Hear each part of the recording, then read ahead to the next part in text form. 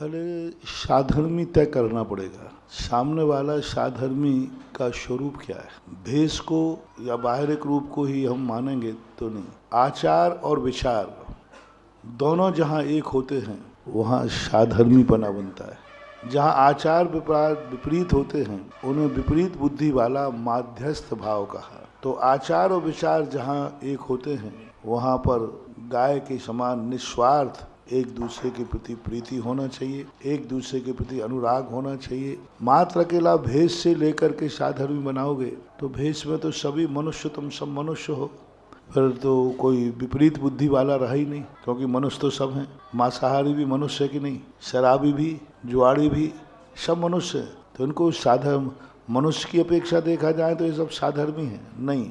हमारे यहाँ आचार और विचार की अपेक्षा, आचार विचार एक रूप होता है, उसको साधर्मी बोलते हैं। विचार ये है कि सबका मोक्ष जाना निश्चित हो के सब मोक्ष को जाना चाहते हैं, और आचरण ये है कि मोक्ष मार्ग के लिए जो आचरण बताया है वैसा ही यदि वो आचरण कर रहा है तो ऐसे साधर्मी की परिभाषा बना करके फिर उससे गौवत्स प्रीति करना चाहिए।